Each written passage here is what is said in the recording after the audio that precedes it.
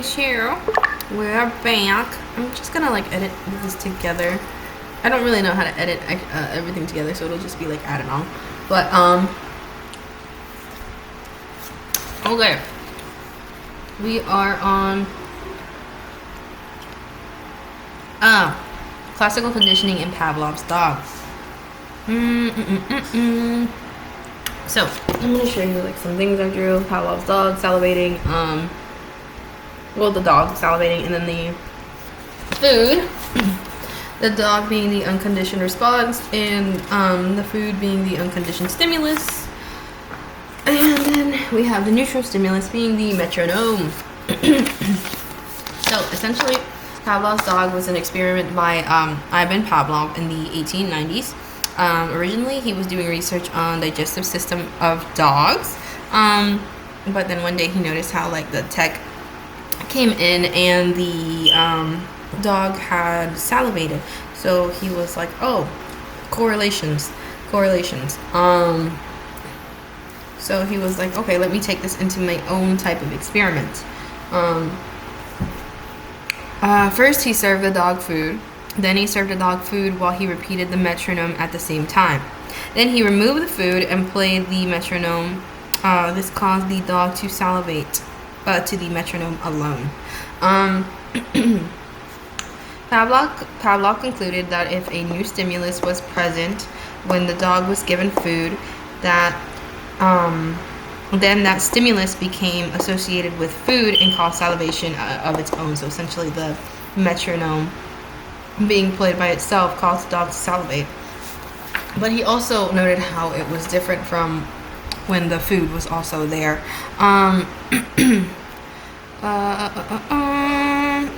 Learning occurred most rapid when the window of sound and appearance of food was short.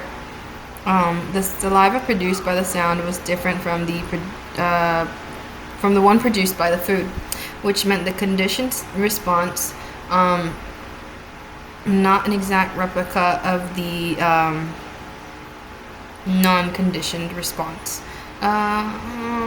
Classic conditioning cannot create new behavior or be used for training. It's a biological response. It can be undone. He did undo this. I believe that the way, I didn't write it down apparently, but I believe that the way that he did it was just like minusing the metronome all in all. I believe that's how he, actually, let's look it up really quick. It doesn't hurt.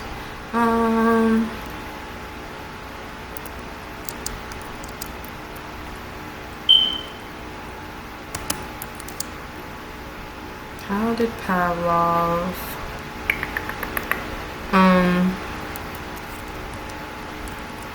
would it be unconditioned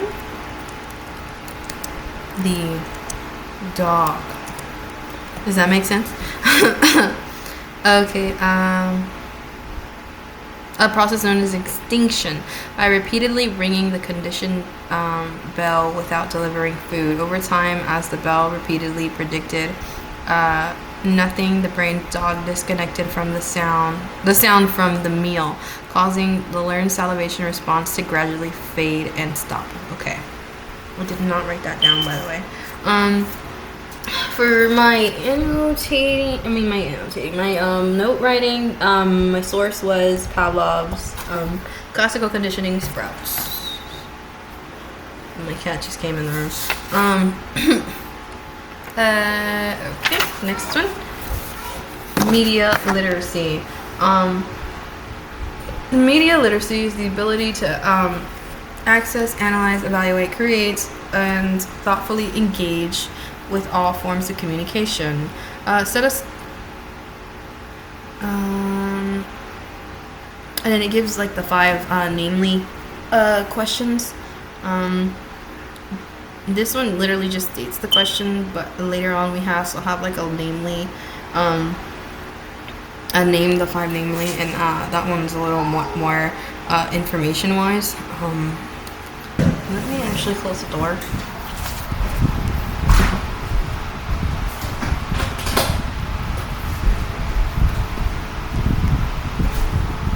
Okay, so now,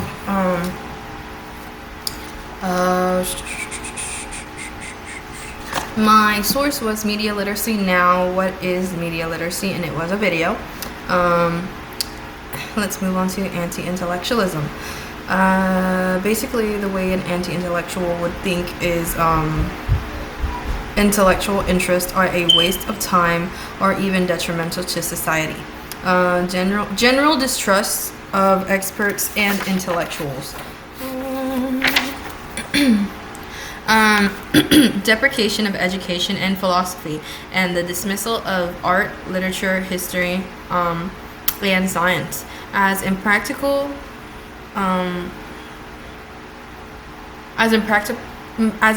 politically motivated, and contemptible. If we are not paying attention, asking questions, we would be nothing more than an unintellectual individual, falling for lies, especially in the media now. Ray Bradbury, Fahrenheit 451, was a book. In his book, he states the television is real. It is immediate. It has dimensions. It tells you what to think and blasts it in. It must be right. It seems so right. It rushes you on so quickly to its own conclusions. Your mind hasn't time to protest. What nonsense. Bombarding people with sensation that substitutes for thinking. And I put in all caps. We let ourselves be distracted by literal nonsense. Anti-intellectualism. Oh, this is the source. Anti-intellectualism and the barriers to knowledge in an American society. It was a video uploaded by Sarah Maria. Ethos. Was ethos still in the industry? See? No, my finger flew away.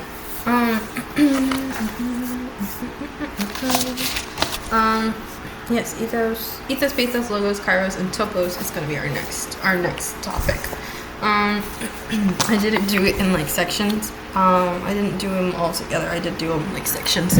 So, ethos refers to the guiding of beliefs, character, or fundamental values that define a specific person, group, culture, or organization. Ethos is a way we persuade listeners. It is persuasive appeal. Whether or not a speaker appeals to listeners' sense of trust and desire to listen to a credible speaker. First dimension of credibility is called competence. Audience asks themselves, is the speaker knowledgeable? Do they have the right background and expertise on the topic they are speaking about? I'm sorry, I want to make sure the thing's actually recording. I'm like PTSD. And expertise on the topic they are speaking about. Can I believe the speaker on this topic? Make sure you talk about a topic that you know about. How you introduce yourself. Mention aspects of your education, experience, and background as they relate to you, the topic, and audience. Character. Can I trust what this person is saying? Be honest. Share good and true information. Don't stretch the truth or exaggerate. Be genuine and transparent. Share and transparent about who you are. Share about who you are on the personal side.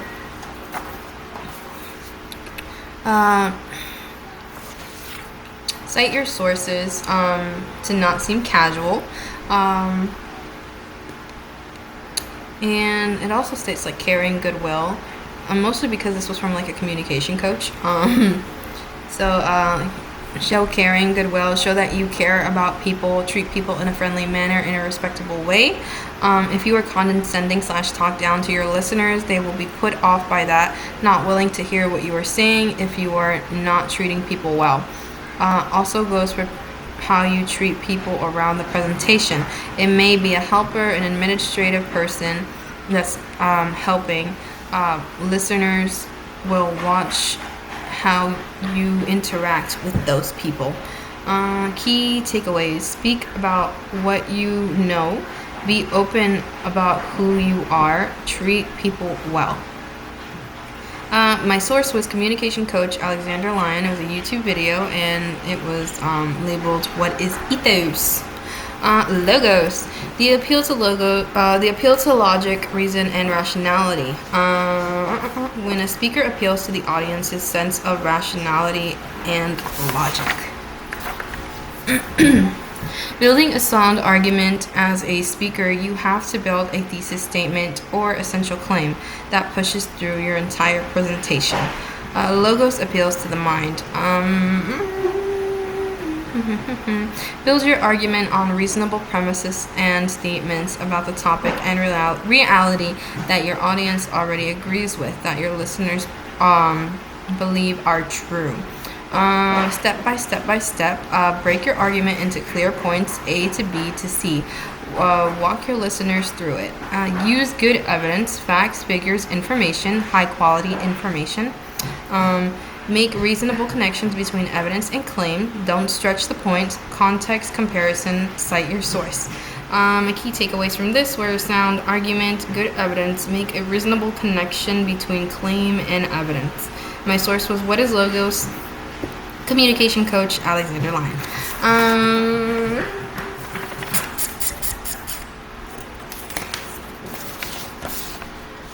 Where did I put the rest of this? Oh, maybe I have it over here. Okay, so we have pathos. Pathos, an appeal to an audience's emotions. Much more convinced by our emotions than we are our logic. Hearts, not heads. When the speaker draws out or involves the listener's feelings, does not mean you as a speaker have to show your emotions. Not about the speaker's emotions, it's about appealing to the audience's emotions. Invoke an emotional response from listeners, such as inspiration, anger, humor, compassion. You can visually demonstrate, appealing to people's eyes, act it out like a skit. Use vivid language. Choose your words critically. Use metaphors, similes. Tap into the hearts. For example, Dr. Peter Marston, a friend of Alexander Lyon, had stated a quote. Alexander Lyon stated a quote from Dr. Peter Marston that he heard about MLK's "I Have a Dream" speech. He said, if he had said, "I have an idea," nobody would have remembered it. And from this, we emphasize that King chose his words carefully. Find a good quotation that resonates with emotion. Tell good stories. Use appealing demonstrations. Use vivid language. Kairos. Saying the right thing at the right time. No. Saying the right thing at exactly the right moment. Think about the audience. What's going on in the world that they may care about? A sense of community, something they care about. Context and timing, things they appreciate.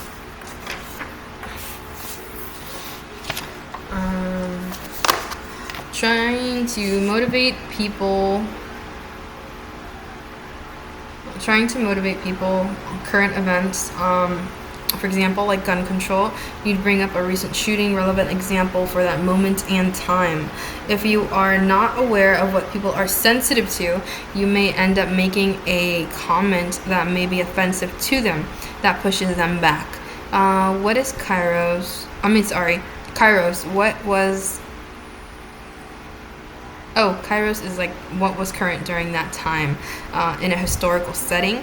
Understand about the author/history and the purpose and presentation that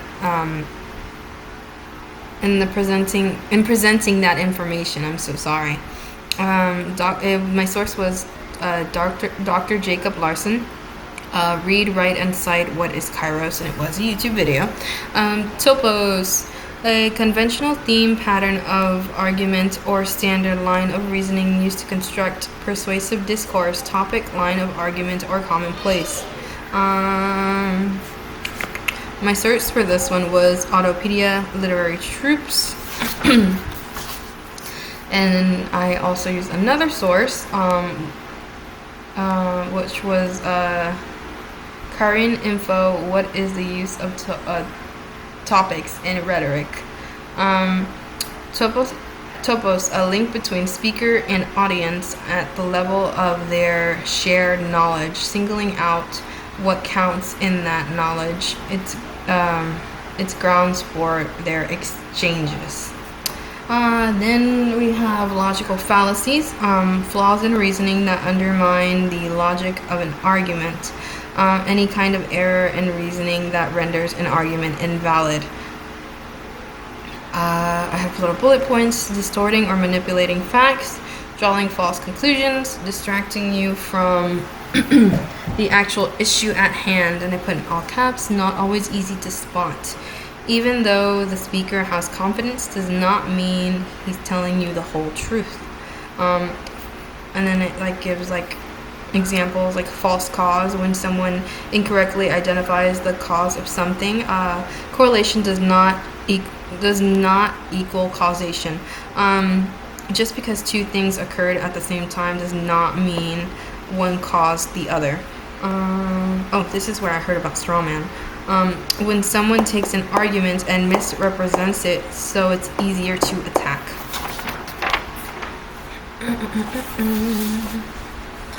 Begging the question.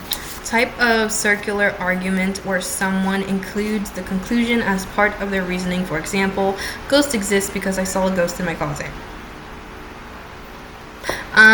False dilemma. A situation is presented as being an either-or option when in reality there are more possible options available. My source for this was Learn Free Logical Fallacies, and it was a YouTube video.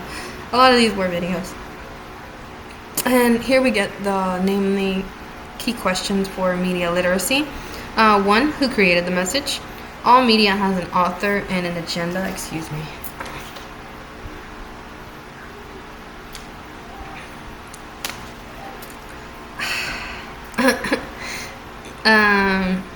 2. Why was the message made?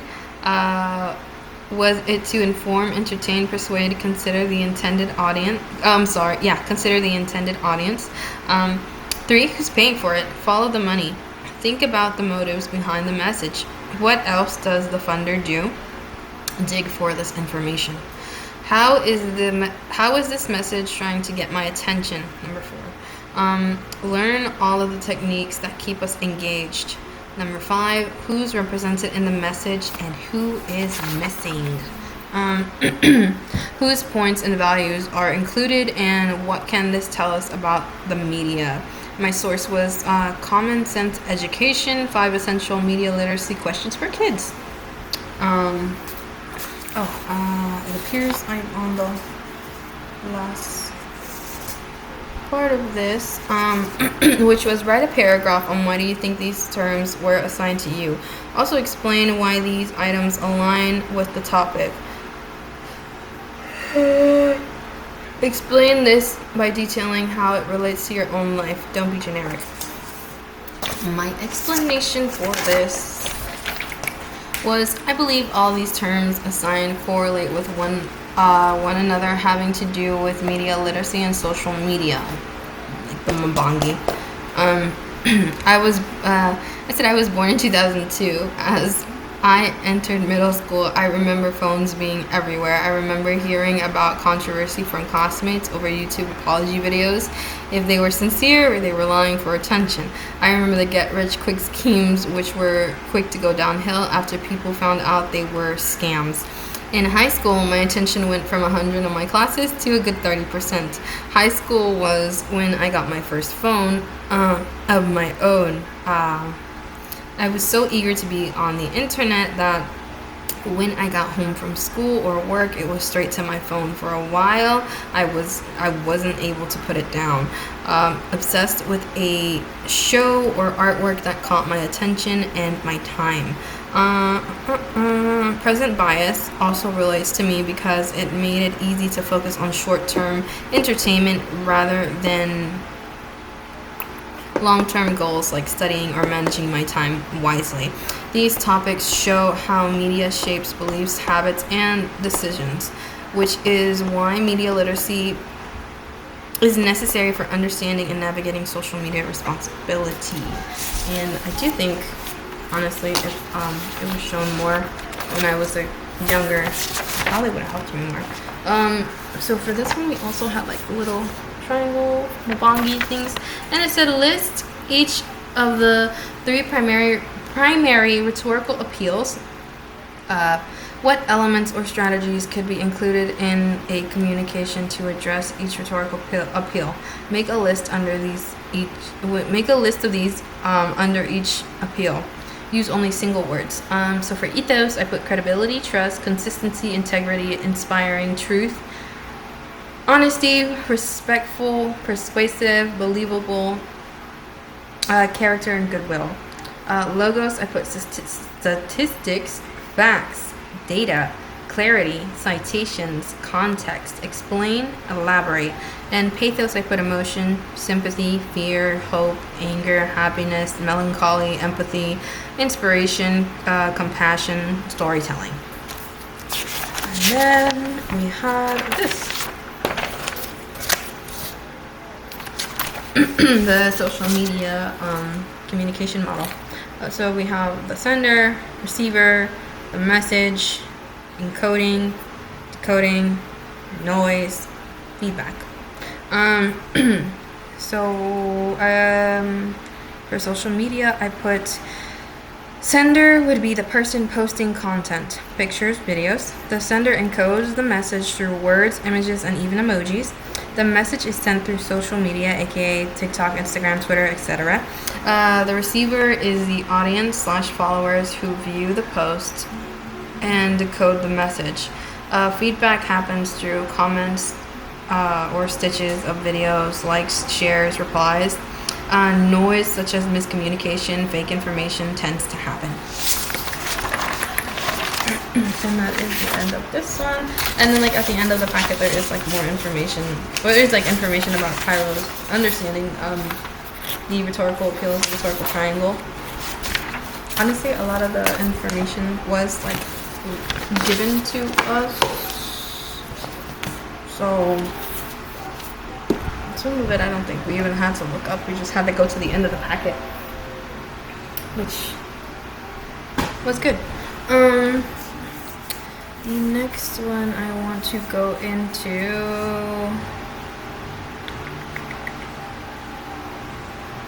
I'm thinking. Let me start with one of the projects that we did.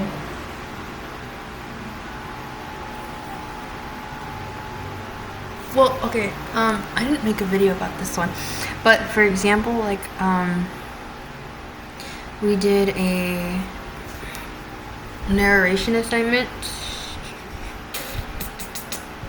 There we go. Narration.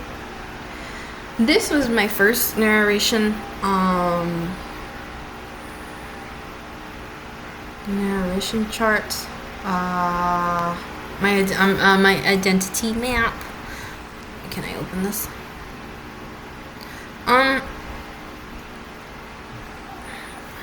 I think the reason I got the grade that I got was mainly because I tried, at least. So for this, I want to let me make it big. So for this, essentially, I don't know how I can make it like.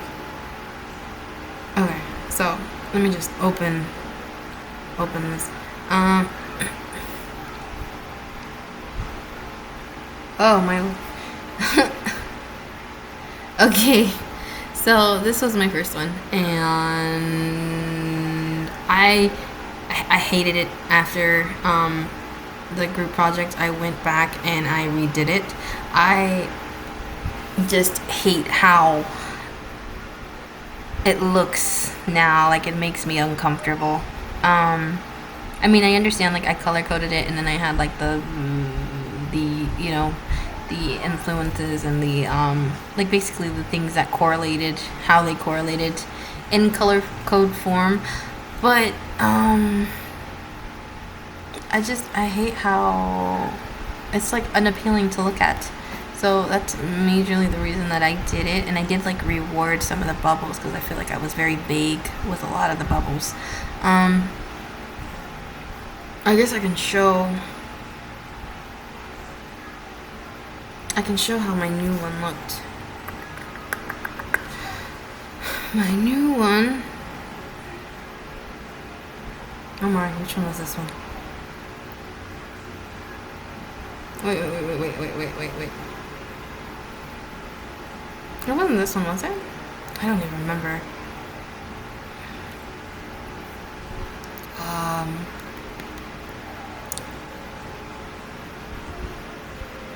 Oh, okay. Oh, okay. Either way, this one had my first one and my second one. So my second one, I like it a little bit more. I had more details, and instead of being like brief, I went more into detail. I believe I fixed some of the wording in my bubbles. I did make it smaller, and it is like easier to read now because this one was a little blurry, which I didn't know why, but like that. This one's like a little more blurry than this one. I like how this one looks. I don't know. It just makes me feel more comfortable, especially with like the little squiggles, and like I kept everything close together. Yes. So for this assignment, and essentially correlating it to the course,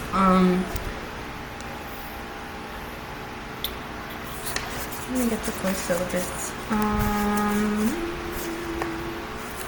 I don't know. I researched myself. I don't know. I didn't really know what to write about myself. I have an uncomfortable opinion about like writing about myself.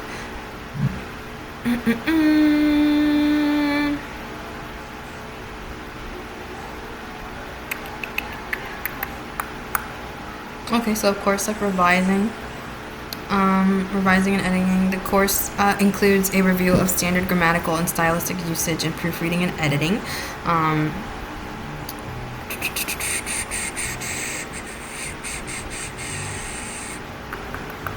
Revision, demonstrate the ability to edit writing, to eliminate jargon, choppiness, dullness, and incoherence, to produce a smooth, vivid style appropriate to the subject and the audience. Demonstrate the ability to proofread and eliminate sentence structure errors, verb and pronoun errors, punctuation errors, and spelling errors.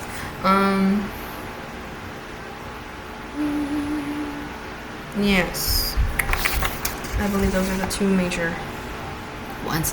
So after this, I can get into editing and, well, actually, let me. Okay, so I want to do the business rhetoric Mabongi, and so for that we were like told to bring in our resume. This is my resume. This is how it was edited too. Editing was actually given to us in class, which was very helpful. A lot in this class was literally leading to student success. I understand people feeling like overloaded, but at the same time, I do want to state like everything was given, and then questions were answered. So I do really appreciate that. So we're going to get into the business. Oh, my papers are flying. We're going to get into the business rhetorics Mabongi. For the Mabongi, we have these terms. Oh, my papers are still flying away. Okay, I'm gonna put away this thing. Put it at the back. And then, excuse me. Maybe I should go through. Okay, so like, yeah, in this package, namely questions, the AI screeners, business letter format, because we also had a business letter. We also had a business letter assignment due, and as well as like at the back I have APA formatting, citations. So let's go into the body. So Abedua, which means palm tree. I attempted to draw it. Okay. Symbol of wealth, resourcefulness, and self-sufficiency. The palm tree is a symbol of resourcefulness because many diverse products emanate from that single tree. Wine, oil, brooms, roofing material, etc. My source was adinkrasymbols.org. My eyebrow hurts. Okay, chevron difference refers to a doctrine under courts. I'm sorry, let me like make it a little more smoother. We're going into chevron difference now. This was my source for the Abedua. And chevron difference refers to a doctrine under which courts historically deferred to a federal agency's interpretation of ambiguous statute that the agency administers. Lasted over 40 years. But in 2024, the Supreme Court overruled Chevron in Loper Bright Enterprises versus Raimondo 2024, declaring the Administrative Procedure Act requires courts to exercise their independent judgment in deciding whether an agency has acted within its statutory authority, and courts may not defer to an agency simply because a statute is ambiguous. Chevron overruled. In other words, courts do not decide what the meaning of statutes are if agencies have the authority to implement that statute. Decision during Reagan administration in 1984. So long, I put in these things. So long that it is reasonable the agency wins. Comparative expertise, fact finders. My source was Origins of the Chevron Difference Doctrine, number 86, the Federalist Society, law.cornell.edu/wex/chevron dash difference. You can see that right down here. All right.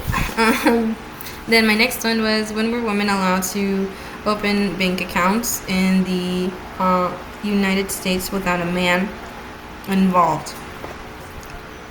In 1974, the Equal Credit Opportunity Act became law on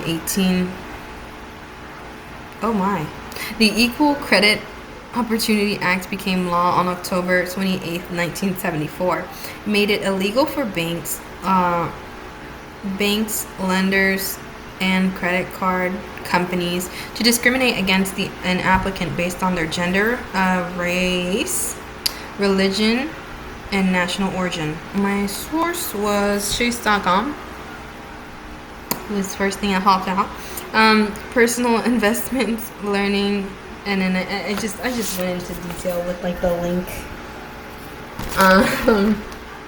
And Insights article, Women in Wealth Throughout the History of a United States Timeline. After that, we have the Dark Triad, right? So yes, after that we have the Dark Triad. So essentially, narcissism, psychopathy, and Machiavellism. I'm gonna get my charger right quick. I have to make sure this thing doesn't die. Okay, chill. The Dark Triad. If you were to ask who has the darkest personality, the narcissist would say me. The psychopath would say I don't care. The Machiavellian would say it's whoever I want it to be.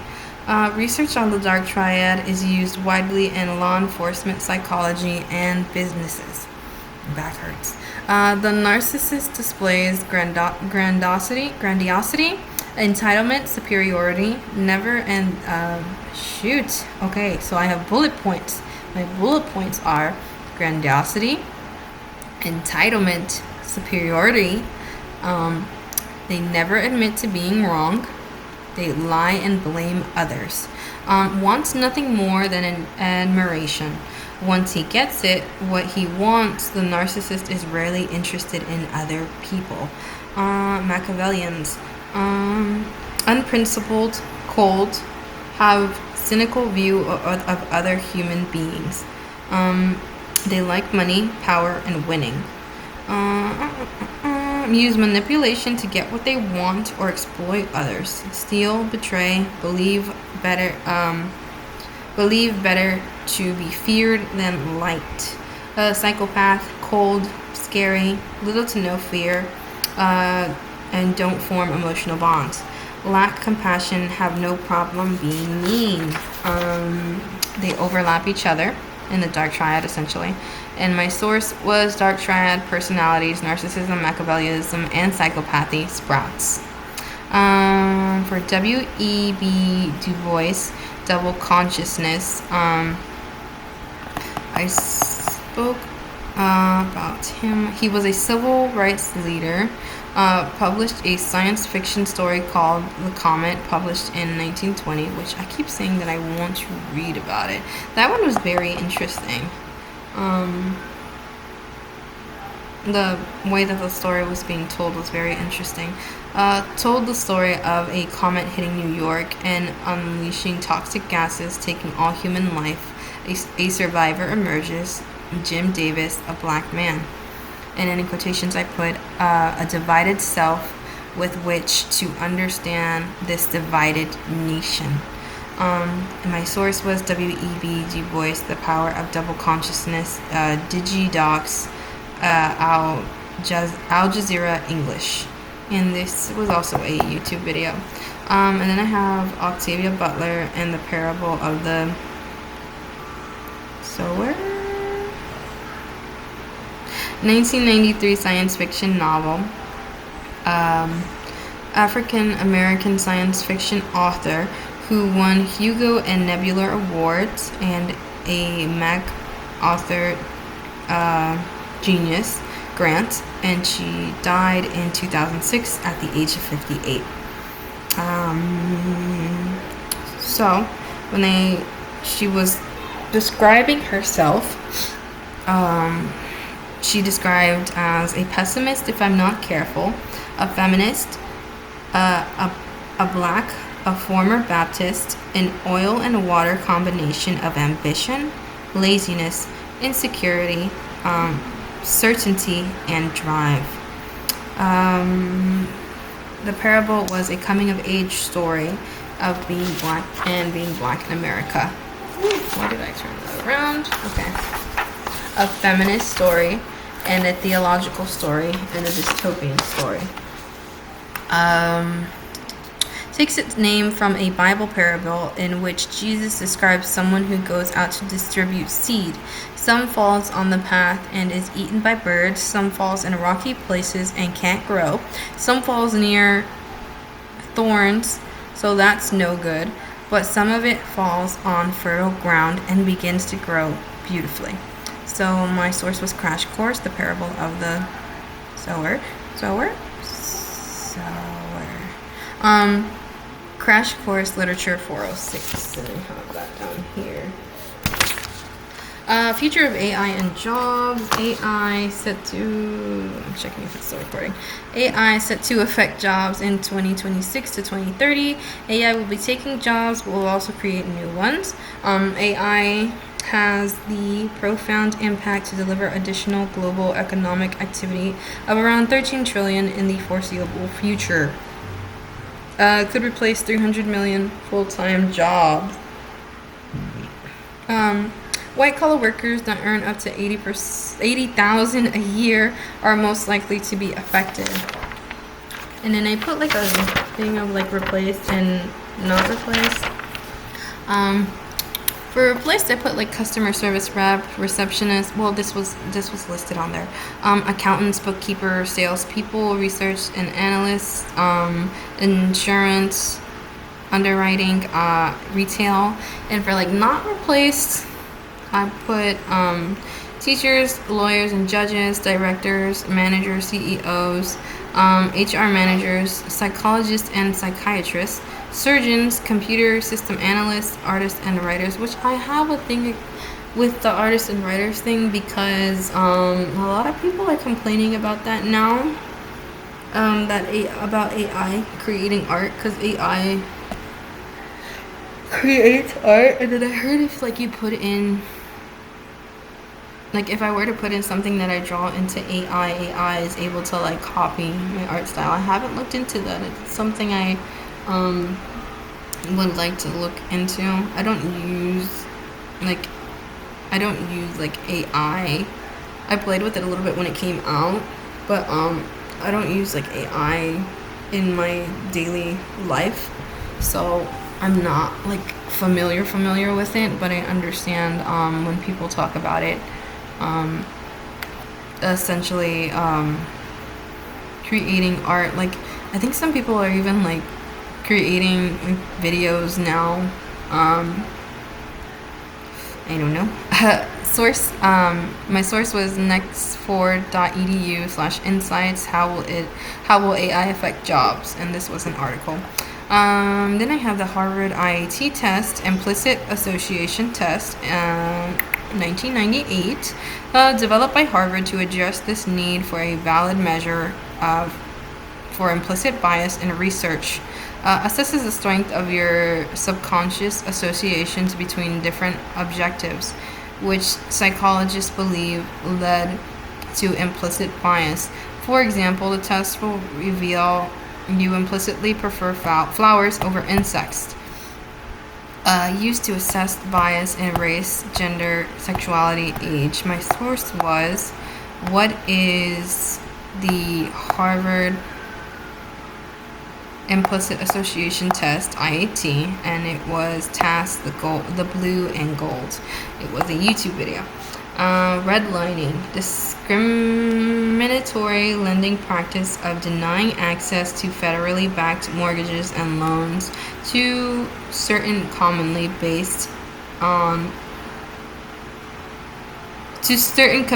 based on race and ethnicity.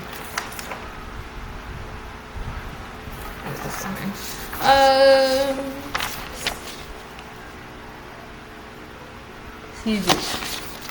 Started in the 1930s during the housing crisis. So, for example, like the people that were able to get loans and not loans, the people that were able to get loans, white communities were given a grade A rating and identified as desirable, while black communities, regardless of economic status, were given a grade D rating and branded as hazardous and high risk. They were not able to get loans. It was outlawed in 1968, but damage was already done. My source was, what is redlining? Think TUPBS. And it was a YouTube video. The rise of anti-intellectualism. 21st century people question the Earth's shape and the validity of basic arithmetic. Anti-science fever makes us easy to manipulate because any contrarian message is brought in mass, no matter who is presenting. Basically, like high belief of pseudoscience. I don't understand equals this is bad, and then I put like a little angry face. Yeah. Essentially. Many people are happy to go along so long as they don't need to learn anything more and stay positive. Religion is a primary example, as well as politics. My source was The Dangerous Rise of Anti-Intellectualism. Professor Dave explains, and it is a YouTube video. Then we go into Maslow's hierarchy of needs. I did draw the triangle. I will now explain. Theory in psychology, 5 stages of human needs that motivate our behavior. Abraham Maslow proposed this theory in 1943. So starting with like the stages of what we need. We first go down to psychological needs. Eat, breathe, drink, sleep. then safety. Earn money, build resources, look for shelter, love and belonging. You being close to family and friends, belonging to a society or joining a group, gang. Esteem, self-confidence and respect from our peers, want to be someone. Then you can move on to self-actualization. Relax, be creative, accept facts for what they are, give back, or do what we want. My source was Maslow's Hierarchy of Needs, Sprouts videos. And then we go into implicit bias versus explicit bias. First of all, bias is attitude and stereotypes held to most anything. And then I have a little thing where it's like bias, and then attitudes, behavior, and then bias, stereotypes, behavior. And so I believe this is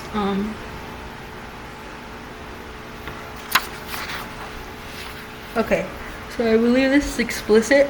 Explicit, consciously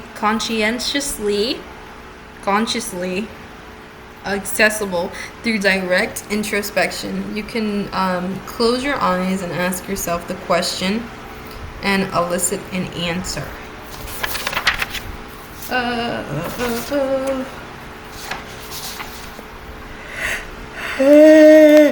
Sorry. Limits willing to admit bias to ourselves and willingly admit to others. May be embarrassing, unpopular, or politically incorrect. Implicit bias is many bias exists beyond our conscious awareness. Attitudes and stereotypes we possess but cannot identify through direct introspection. My source was Implicit versus Explicit Bias, Learning and Development video. For resume bias in humans, I just listed what was on the article specifically. So my source was hr.uedavis.edu/site/g/files. And so my examples were email domains, typos, name, racial bias, exact address, graduation dates, gender bias, educational bias, experience timeline, age bias, and gap stigma.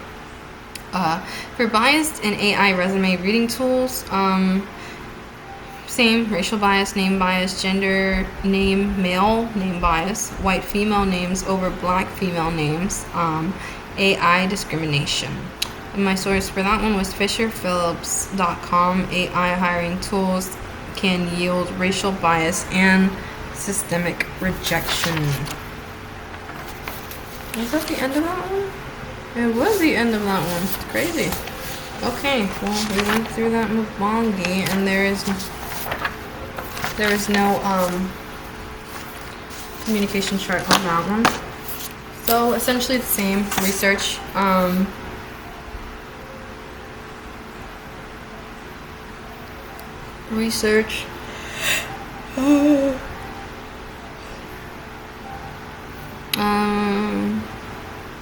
Essentially this is like our research paper.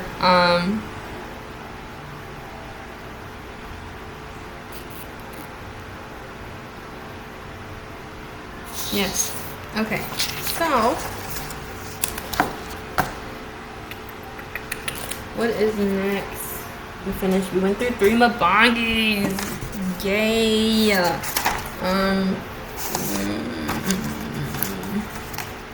There's one more I know. Okay.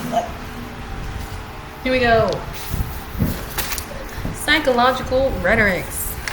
Unfortunately, with this thick packet, my front page had ripped off. So, but we still have it. Good thing. And here is my list. So,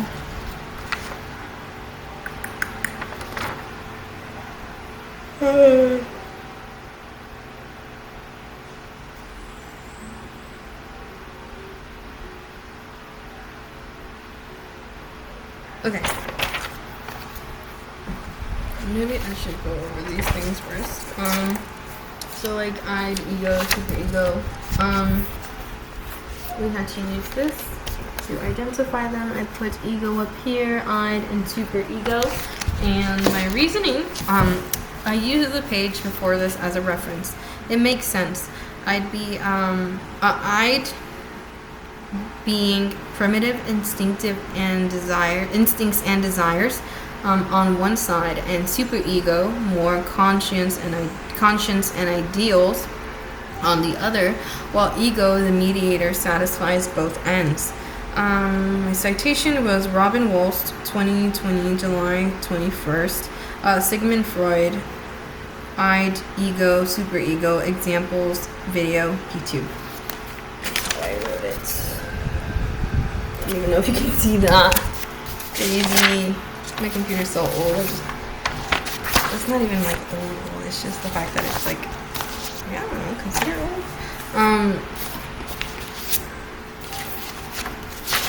Let's see what else we had here. Okay, so Maslow's hierarchy of needs. Again, we could have simply like used the front page of this as well, or like our notes that we had. My citation for this was Sprouts 2017, January 20th, Maslow's Hierarchy of Needs video, YouTube.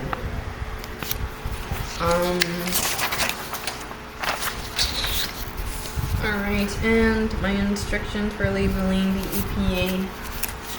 Do not use any more or any less. So sender, receiver, noise, message, encoding, decoding, feedback. Feedback at the bottom. My citation, was my source.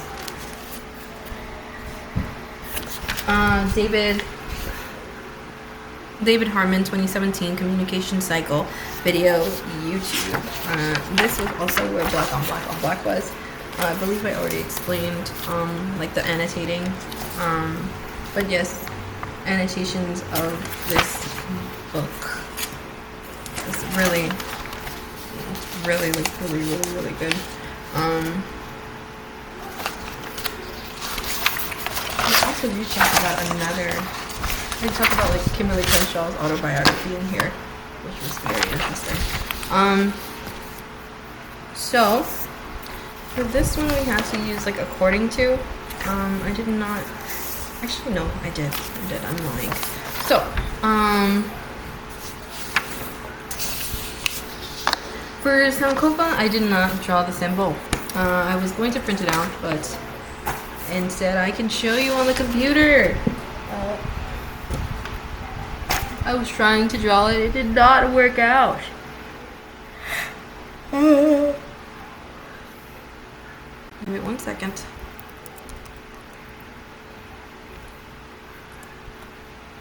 This is also the page that I used. This is Sankofa symbol.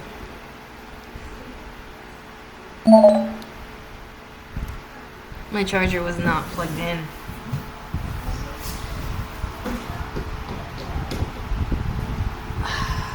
My charger is now plugged in.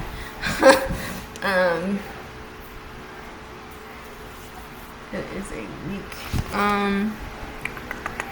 This is the Sankofa symbol. We'll keep it up for a little bit.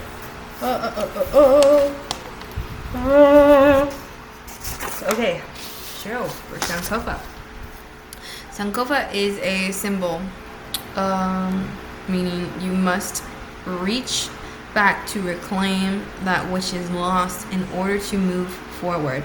Depicts a bird turning its head backward to retrieve an egg. We cannot move forward without acknowledging where we've been. According to Sanfoca.org, written by Harry Belafonte, claims Sanfoca is a symbol deeply rooted in wisdom of Ghana's people. Depicts a bird turning its head backwards to retrieve an egg in today's divided world.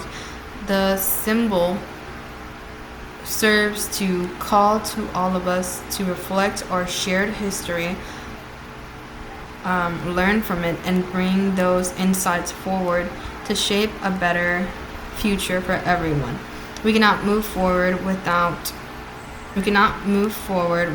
acknowledging where we've been. And I have parentheses 2013.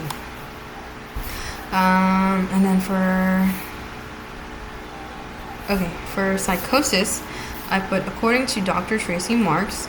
No, I did that and then I was just like, no, it's not how it's supposed to go. Okay, so according to Not Real But Feels Real, Demystifying Psychosis and Delusions, presented and written by Dr. Tracy Marks, psychosis is simply a state where you are unable to tell what's real and what's not. And I put March 7th, 2018.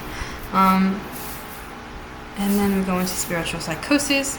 According to What is Spiritual Psychosis, presented and written by Dr. B, there is no such thing as spiritual psychosis in clinical terms. This person, and he goes on to describe Daniel Johnson, woman who believed the end was near, killed her children, husband, and self. Had a false fixed belief. It had nothing to do with reality, and she acted on it. It's called a delusion, which is one of the key features in psychosis. And then end parentheses and quotation, yes. And then in parentheses 2024.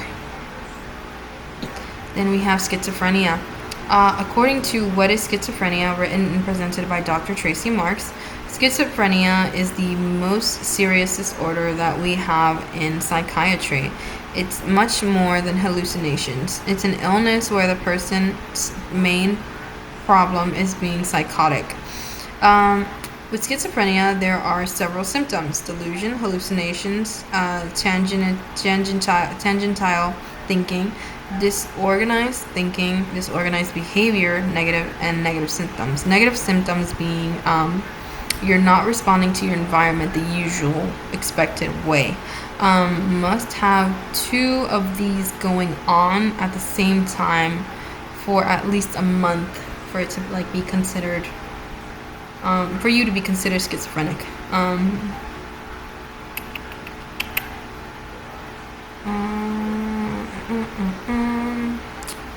Okay, and then I have, according to NAMI.org's type of condition schizophrenia, written by the organizational team of medical experts, researchers, experts, and policy advocates. Although schizophrenia can occur at any age, the average age of onset tends to be in the late teens to the early 20s for men, and the late 20s to early 30s for women. It is uncommon for schizophrenia to be diagnosed in a person younger than 12 or older than 40. And I put 2025 for that one. According to heretohelp.bc.ca Q&A, Someone I Love has been diagnosed with schizophrenia, written by the Canadian Mental Health Association. Educate yourself. This was how to respond to someone who is showing signs. This is more towards your loved ones. Educate yourself, listen, use empathy, not arguments. Don't take it personally. Take care of yourself too. Maintain your social network. Encourage your loved ones to keep up with their treatment and recovery plan. Take action if you think you or a loved one is in danger. And then 2016. Next one. Okay, next one was Kimberly Crenshaw.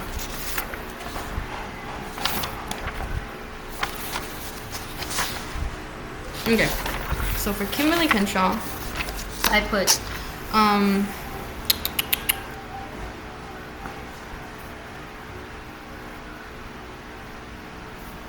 So for Kimberly Crenshaw, I put, according to Backtalker, an American memoir written by Kimberly Crenshaw, she claimed at an early age, after days of being denied to be the princess of Thorn Rosa, she had learned that the color of her skin mattered and that her reality was different from others. She deeply explained in her prologue, then stated in the first page, thorn rosa marks the string of my nascent awareness that my color and my girlness were linked. 2026. I did put, unfortunately, I cannot buy the book at this time. I was only giving a 40-page emotional preview into the author's life. According to the historymakers.org biography written by... Oh, there was no name. Okay. Law professor activist Kimberly Crenshaw was born on May 5th, 1959 in Canton, Ohio to Marion Williams and Walter Crenshaw. She attended Akron Community College before transferring to Cornell University in Ithaca, New York, 1978, where she earned her BA degree in Government and African Studies in 1981. She attended Harvard Law School in Cambridge, Massachusetts, her LLM degree from University of Wisconsin Law School in Madison, Wisconsin in 1986. Oh my. No.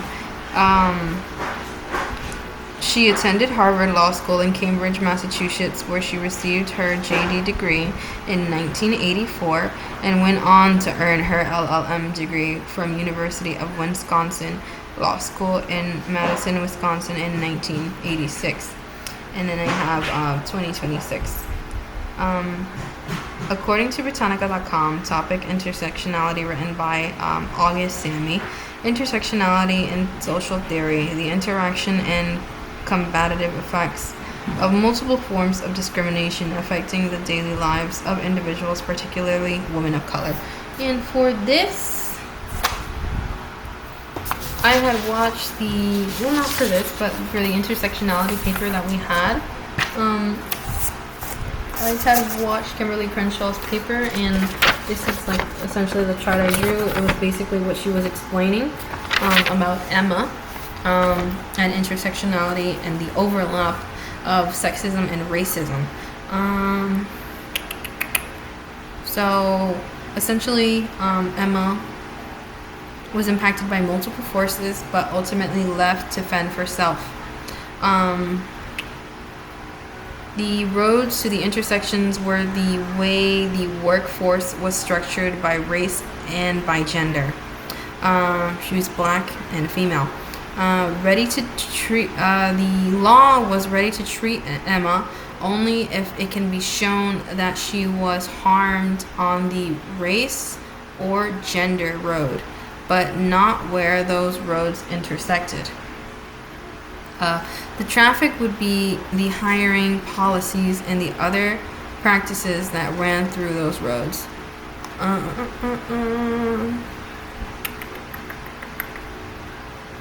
There is no name for this problem, and when there is no name for a problem, you cannot see a problem, and when you cannot see a problem, you pretty much can't solve it. And that was stated by Kimberly Crenshaw.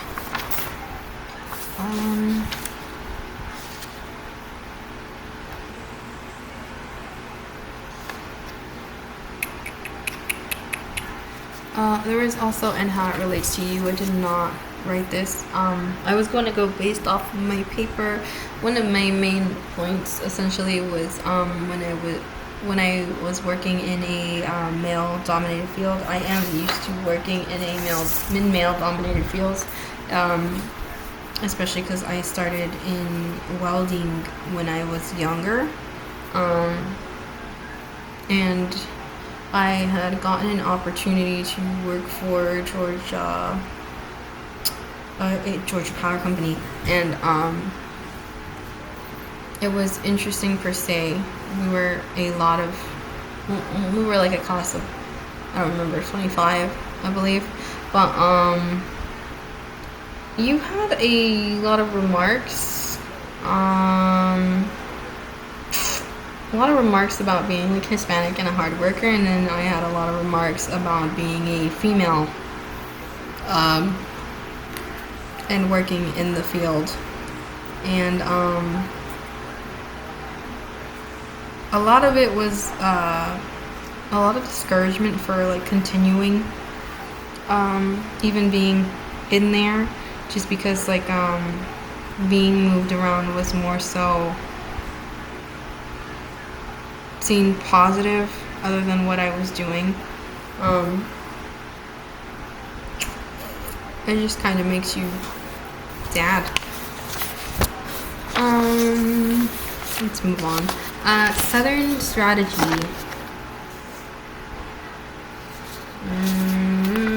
Where is that? Where is that?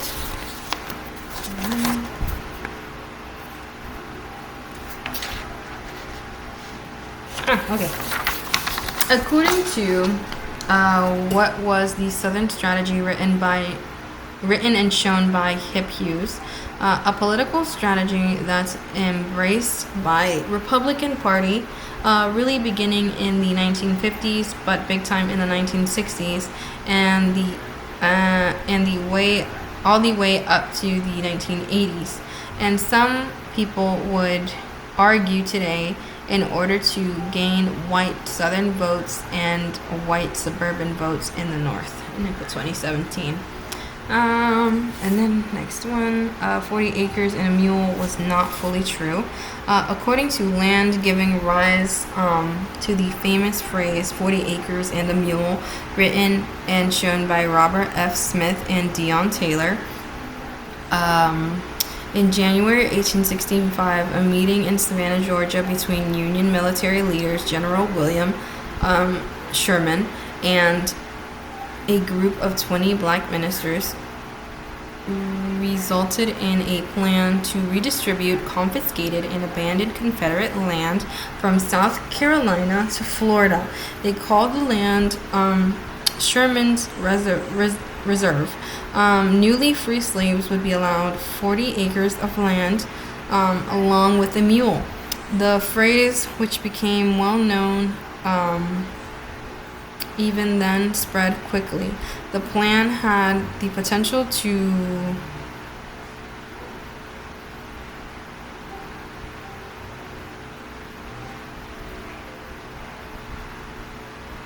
revolutionize, race relations in the South and the economic future of the African American community.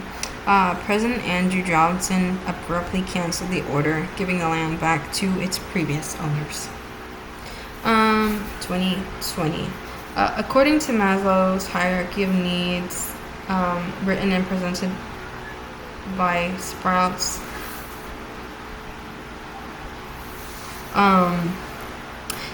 its theory and psychology argues that there are 5 stages of human needs that motivate our behavior.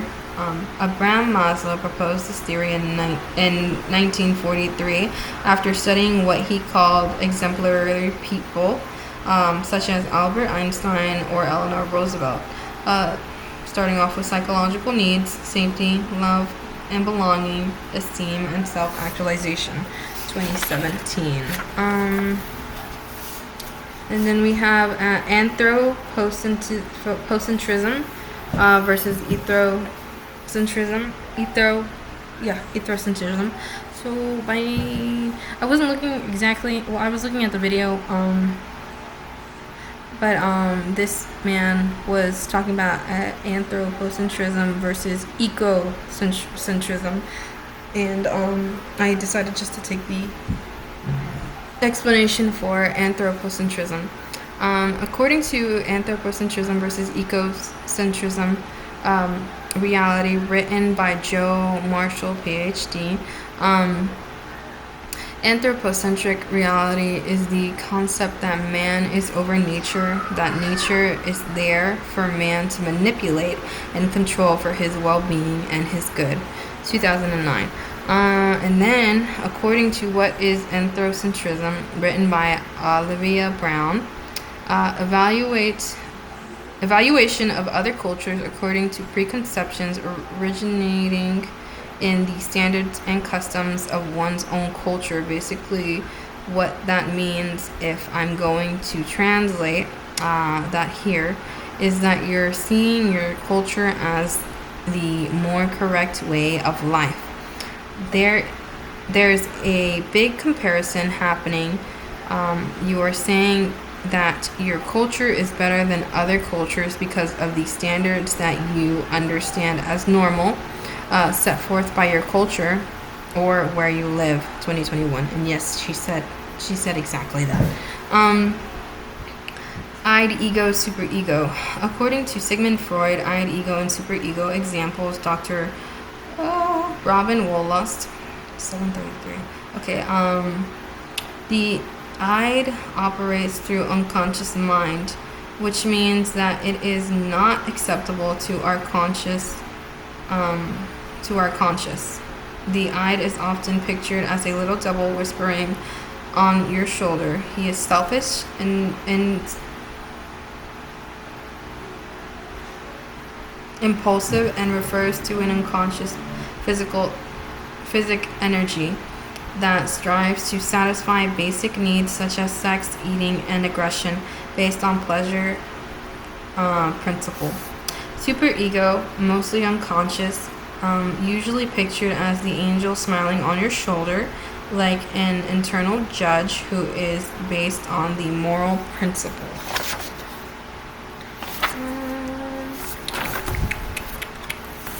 Tells you what is right and wrong, what is socially acceptable to think and feel according to the real world rules, moral and norms. The ego, which is basically our conscious self, the ego is who we think we are. It has the ability to make decisions. The ego operates on the reality principle. It's like an executive mediator trying to satisfy both the needs from the id and superego.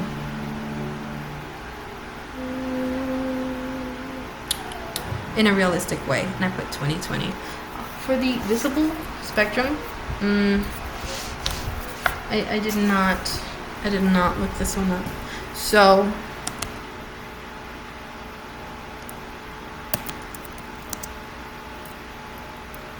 we're going to actually, I didn't write this one down, but NASA. So what is the visible light spectrum? The visible light spectrum is the segment of the electromagnetic spectrum that the human eye can view. More simply, the range of wavelengths is called visible light. Typically, the human eye can detect wavelengths from 380 to 700 nanometers. I did not cite this. I did not write this down. I had an empty space. I did not write this down.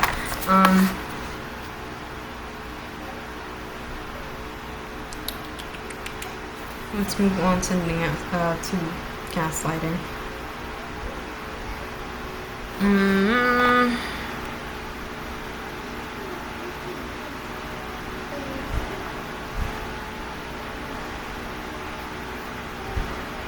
Okay, let's move on to gaslighting. According to What is Gaslighting, written by therapist aide Woody Skolt, gaslighting is a form of manipulation where, over a long period of time, often months or years, a gaslighter slowly leads their victim to believe that they cannot trust themselves, so they have to trust the gaslighter instead. They do this by constantly telling the victim that they are wrong, misremembering, incapable, or crazy. With enough repetition, these messages actually start to stick. 2025. Maslow's hierarchy of needs in nursing. According to Maslow's hierarchy of needs for nursing students, NCLEX prioritization made simple, mini lesson written by Simple Nursing. Basic survival. This is the foundation of needs like ABCs, airway, breathing, circulation. Also, food, water, and sleep, as well as elimination, temperature regulation, as well as oxygen in nursing. Psychological needs always come first. If your patient cannot breathe well, they won't survive long enough to worry about anything else. Protection from harm, physically and emotionally. This includes fall risk prevention, infection control, stable housing, or job security. Also, freedom from abuse or trauma. Love and belonging. This is all about human connection. We're talking family, friendships, emotional support, as well as feeling cared for and not isolated. As a nurse, your communication matters. Here, building rapport, showing empathy, and treating the patient like a person, not a diagnosis. Self-esteem. Help people see themselves with confidence, achievement, as well as independence. At the top of the pyramid, we have self-actualization, which basically means becoming your best self, always helping them see hope and potential. And I put 2025. And then we have contrarian thinking. Critical thinking versus contrarian thinking. Here we go. Okay. Sure. According to Contrarian Thinking versus Critical Thinking, written by Corey Wilkes, PsychD, this is an article.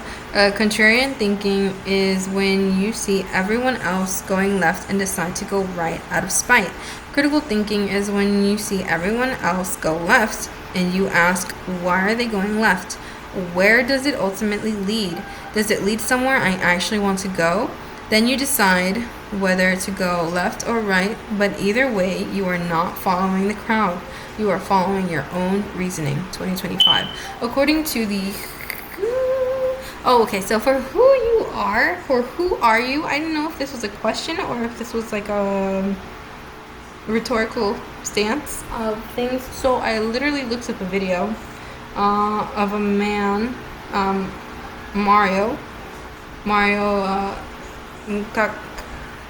Kakaris.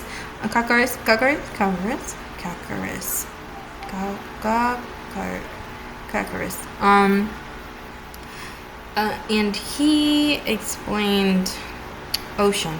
Okay, so no, that was Brian Little. The other one was like an animation of who are you. It was different. It was something I wanted to keep. That's why I wrote it down. So sorry. Okay, so for who you are, I looked up a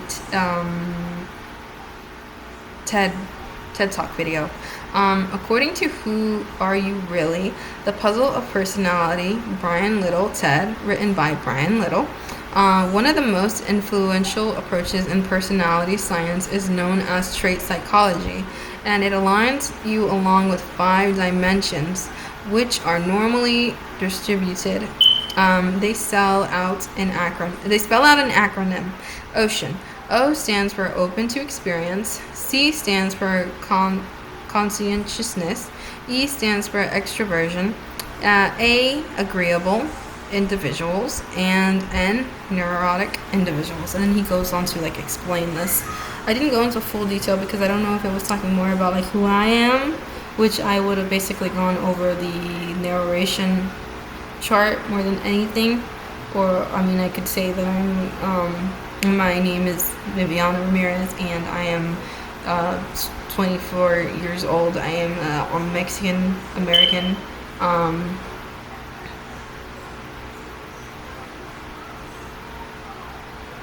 I don't know, things that I don't know if it would go into detail of like who, like I describe who I am. I'm a college student.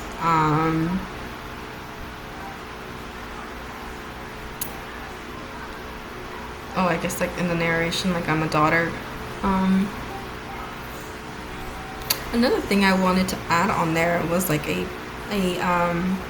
I wanted to like add a point of like a bastard child, because I was born out of my parents were not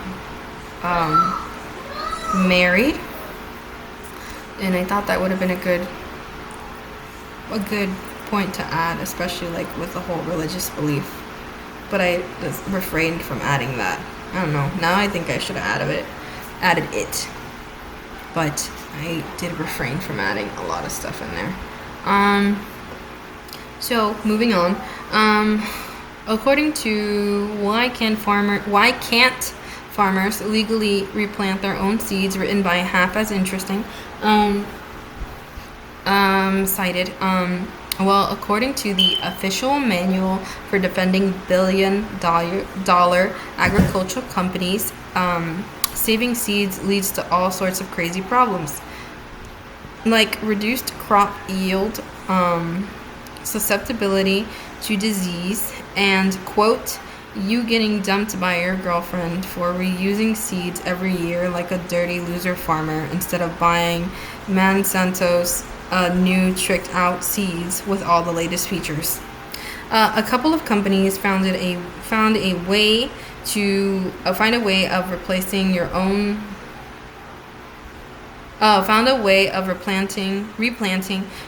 seeds illegal almost anywhere in the world. In the 1930s, U.S. government passed the Plant Patent Act, and for the first time in the world, people could legally claim that a plant was their intellectual property. Was that the end of that one?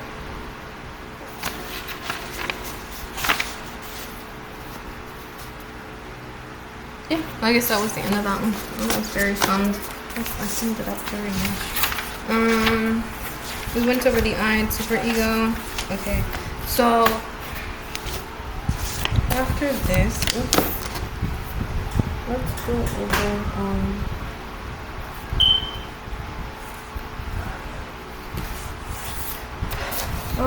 okay, I went over almost all of the Mabangis. The Mabangis that I am missing is the Cult Rhetorics and Detecting Lies. So let's go over theirs, and I think that's all I have to go over. Besides the MLA, like the MLA worksheet, I do have to go over this, and I did also, for the class, we were assigned to take notes, MLA notes. My mother is calling me. I have to run. I did take those notes.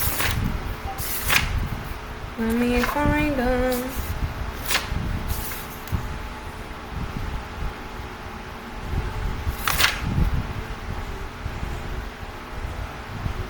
Oh, I also have my compare and contrast assignment in here, where like I literally like hand wrote notes. I don't know, it was so interesting, man. I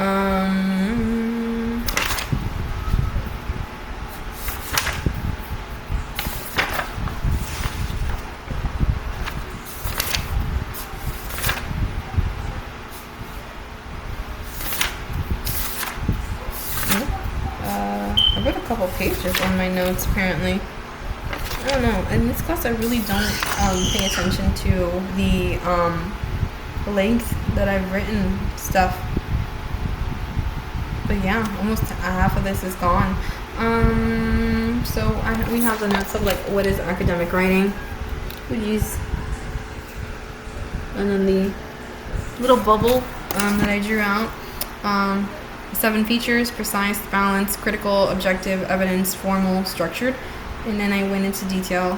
Structured to follow main ideas or arguments, derives from genre. Evidence, opinions and arguments should be supported by evidence. Critical, analyze and evaluate, make judgment, understand the topic in depth. Precise, clear and precise language may need defining, demonstrate understanding. Balance, give consideration to all sides of the issue, avoiding being biased. Show how strong claims are hedges or boosters. Objectives, evidence should be placed on arguments and information rather than writer. I think this will help you a lot in my English 2 class, because I heard those are more writing based, or like more actual what's it called, papers. And formal, complex sentences tends to avoid contractions. And then AWL, ACL. academic vocabulary, and then communication, explanation of communication, topic, sentence, evidence, analysis, conclusion, paragraph structure. I did write like all the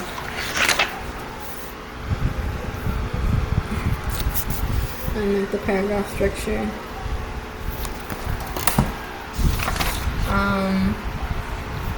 Citations and formatting. I think I wrote almost all the information in the video. I did paraphrase it. Like Emily. Oh, how to do Emily Google Docs. And then APA Google Word. And then abstract for how to do the abstract. Okay. And I'm going to start with the Mabongi that goes on with Doomerism after I show the MLA workshop. For this and the notes that we took, it would go into an introduction to library resources, lays the foundation for research.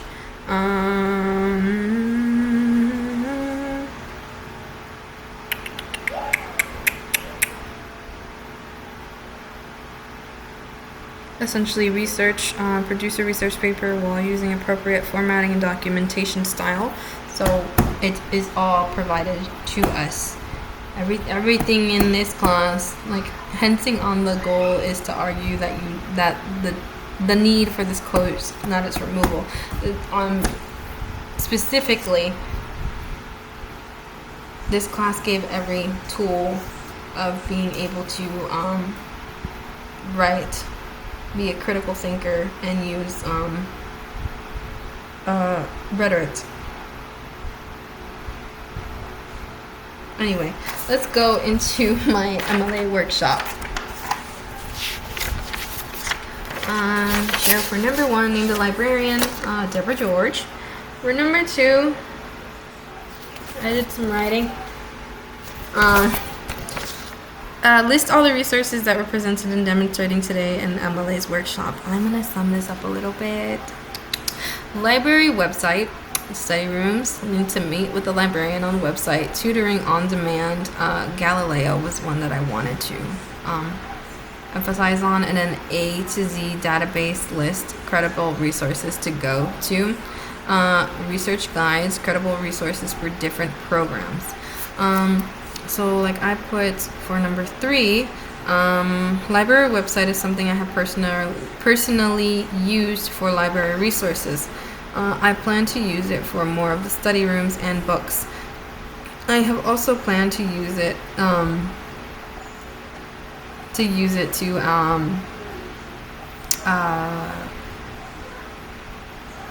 I didn't finish that sentence.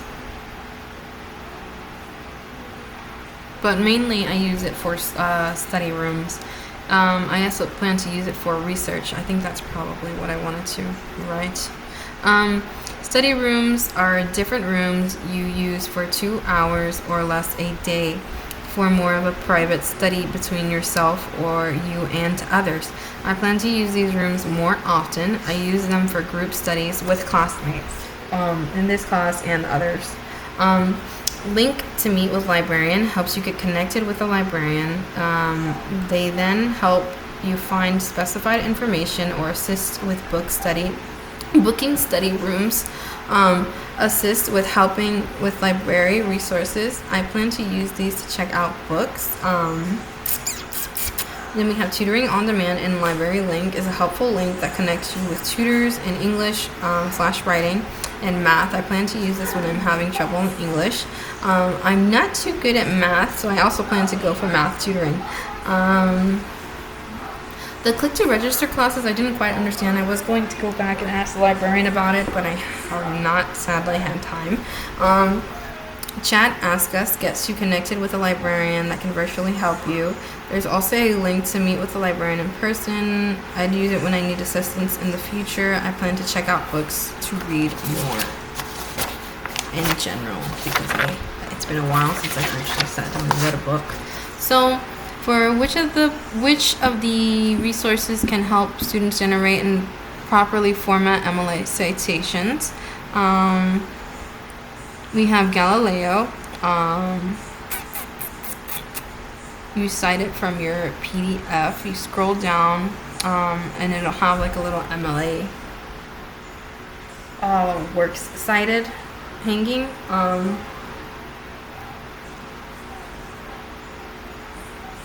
Works cited hanging. Oh, jeez. And it helps you make direct citations.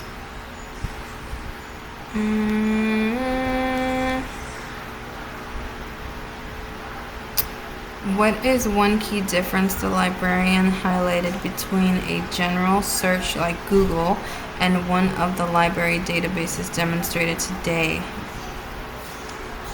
Alright, I'm going to come back to this one.